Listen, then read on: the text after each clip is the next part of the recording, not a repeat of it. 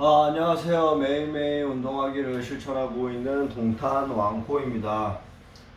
오늘은 데이 둘째 날 영어 학원도 갔다 오고 저녁 먹고 지금 다시 운동을 하려고 합니다. 아이고, 무릎이 아프지? 비가 오니까 무릎이 아픈 것 같습니다. 나도 늙었나봐요. 늙을 때 뭐다? 운동이다. 운동엔 뭐다? CNN이다.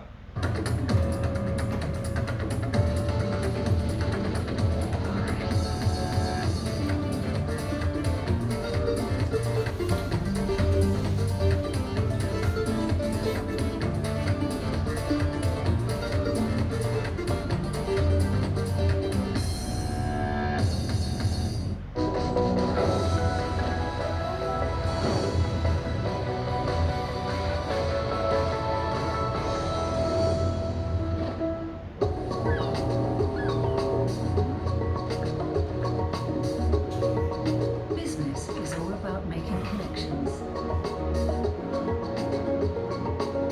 But some connections are easier to make than others. With a CNN partner hotel, the world is always at your fingertips. CNN partner hotels, connected to your world. No holds barred. Out front tonight, hypocrite in chief. So let me just put it to you straight, Senator. Senate Democrats, they're getting their butts kicked. No nonsense. Are you simply shooting the messenger because you don't like the message? Facts first. How stupid do you think we are? Allies in Washington are covering for him, and they shouldn't get away with it. Because getting to the truth matters. The Washington Post wouldn't confirm the date of that hearing, so you're telling me unless I go back to the time capsule, you're not going to believe it. Aaron Burnett out front, Tuesday to Saturday on CNN. I'm Linda Kincaid in Atlanta, and this is CNN. All right, another huge comeback puts the Hawks in command of their series with the 76ers. Kawhi Wire has more on this morning's Bleacher Report. Hey, Kawhi. Hey, good morning to you.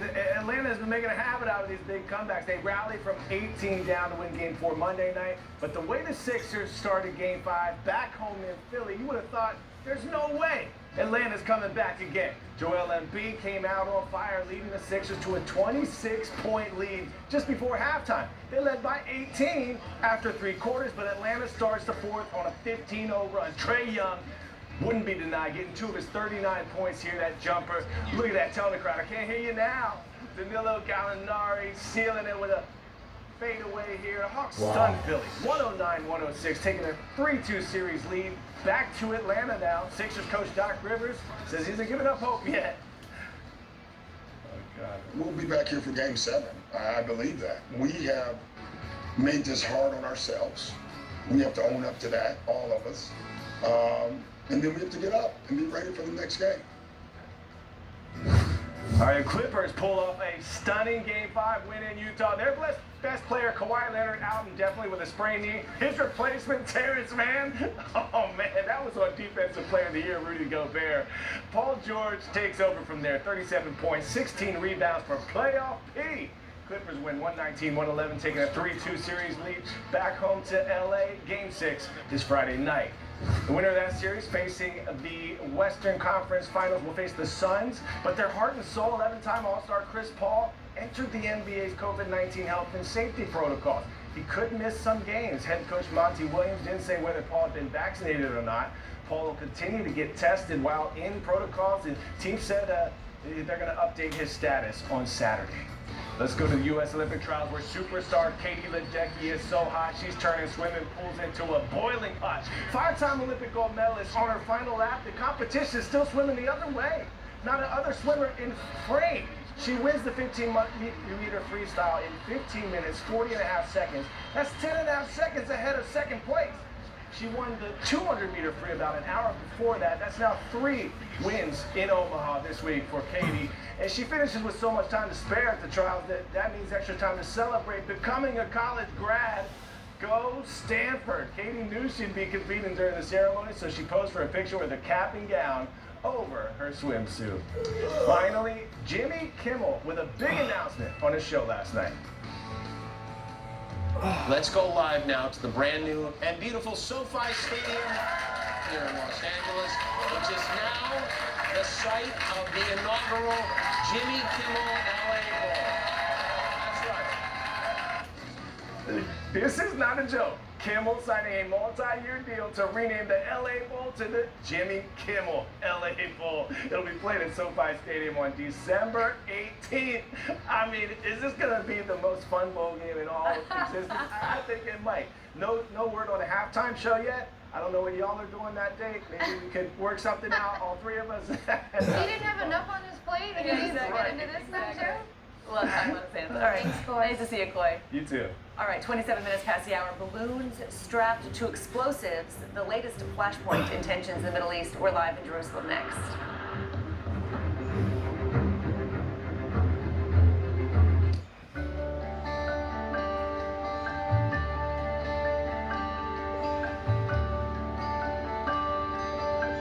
It's time for the perfect journey. The weather, sponsored by Qatar Airways.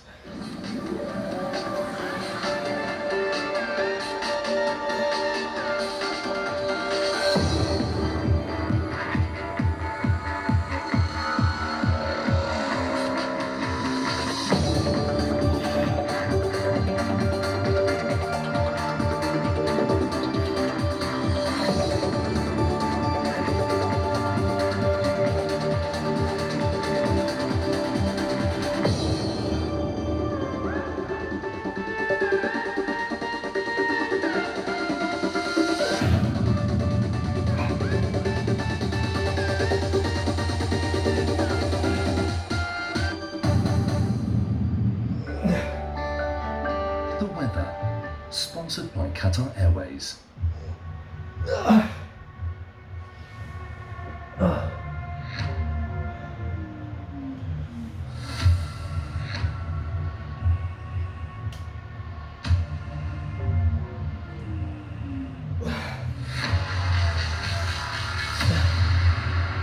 Let's go, camera.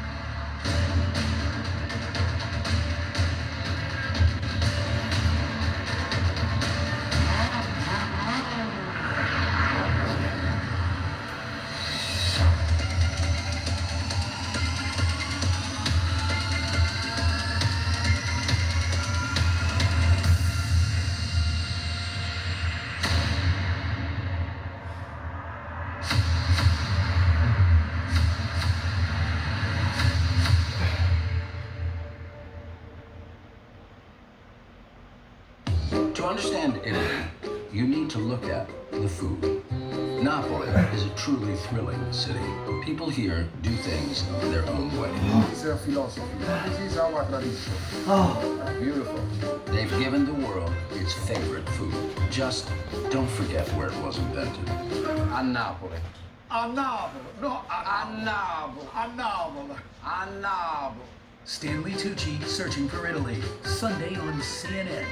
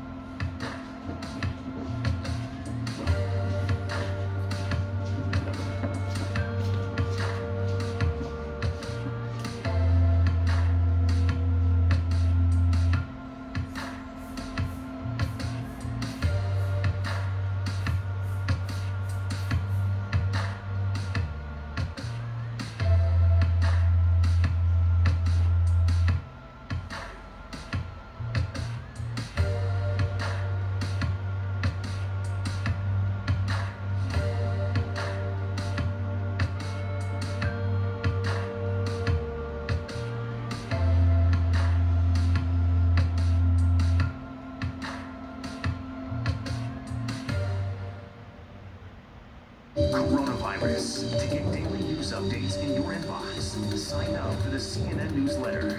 Coronavirus, fact versus fiction.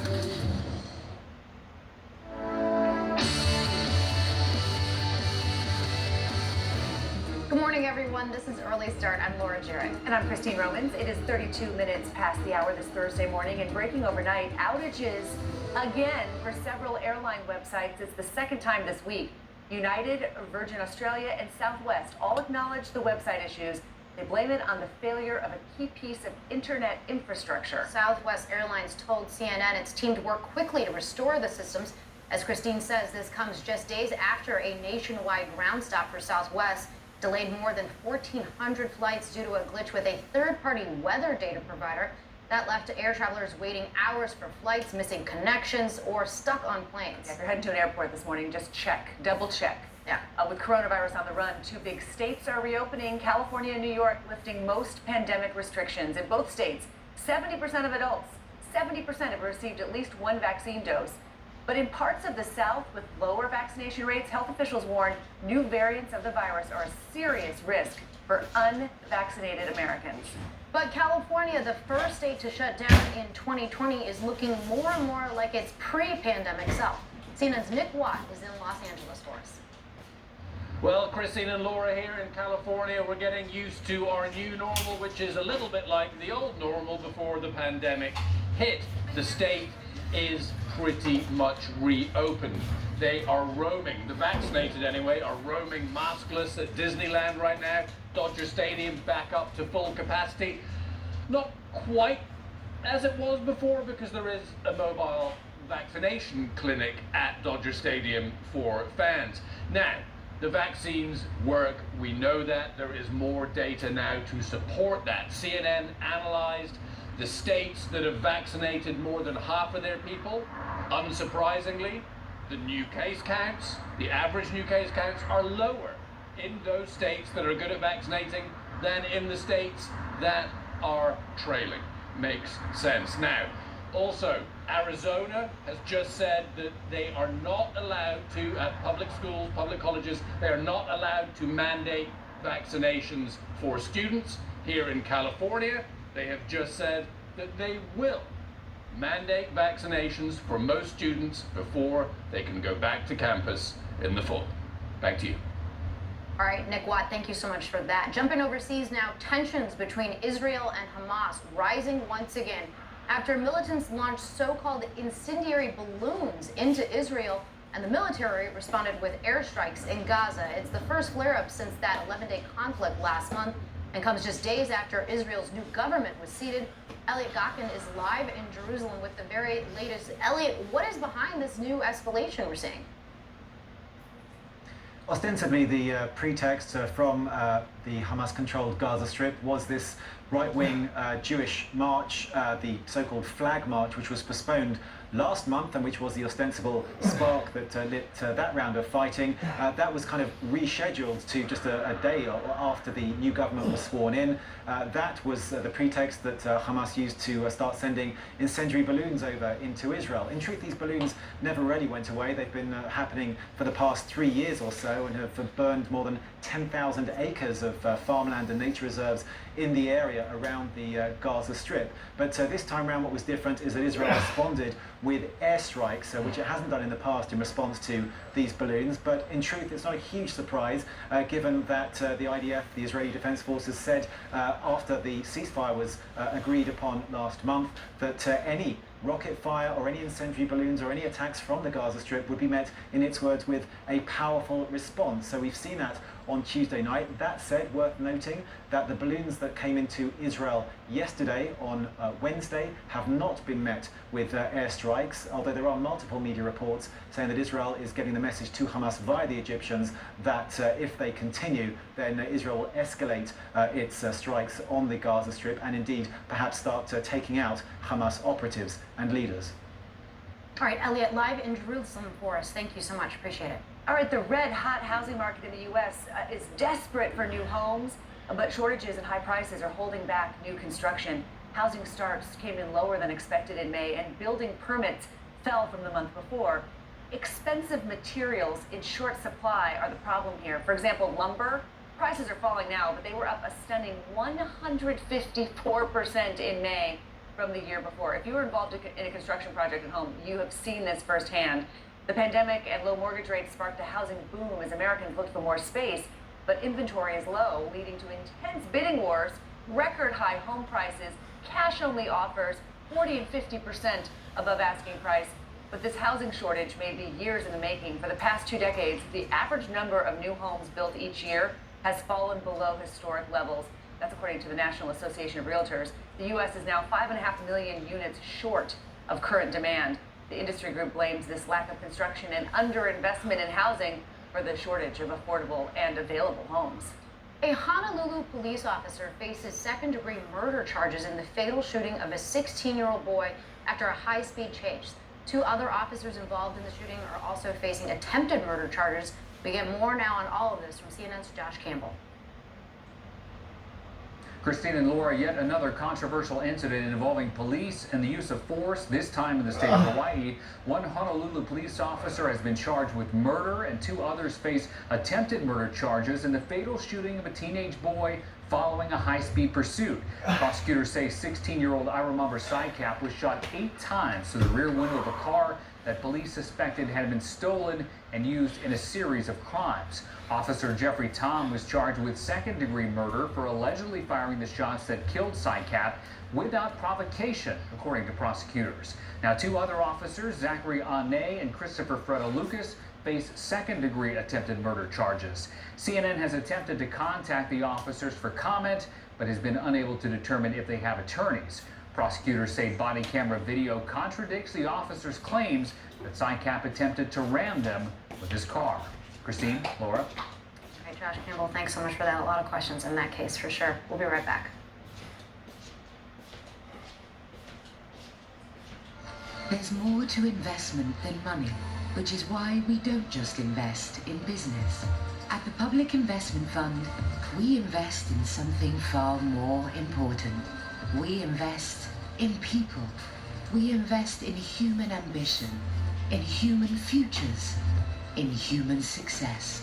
Because we want a brighter future for everyone. Public Investment Fund, funding new human futures. This is CNN. We've missed the globetrotting and adventures, and we're longing to get out and go. This is living.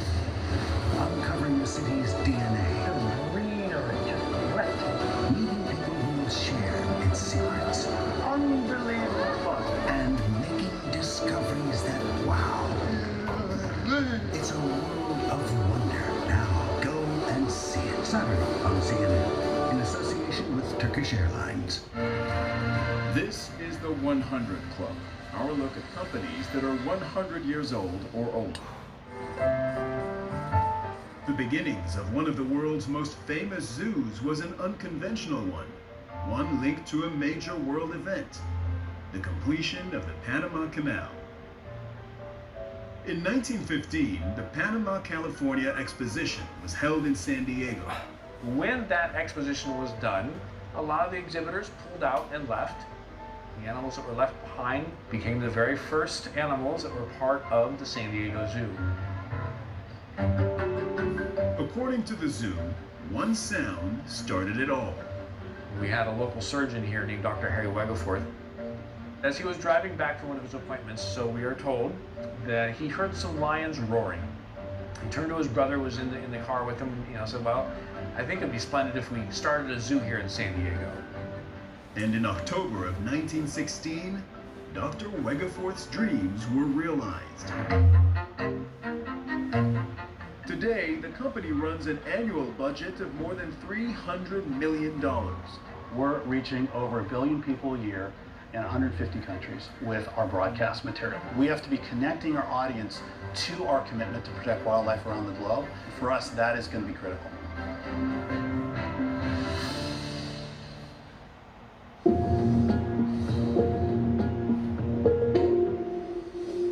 Racism doesn't have borders. And that racism can't be solved just by hopes and dreams and wishes, that we actually have to put effort and energy into it. You know, far too often we tell ourselves stories about how inequality happened that almost makes it seem like it's a car accident rather than it's unjust. Inequality is manufactured through a set of choices that we make in our society, through a set of rules. And we have the opportunity to make other choices and other rules. But that doesn't happen overnight, and it doesn't happen without us pushing and making demands. And so the road ahead will require people of all races and of all backgrounds to be willing to push on the barriers and the systems that stand in the way of change. And that means that we have to recognize that there are actually barriers in the way of change, that racism actually exists.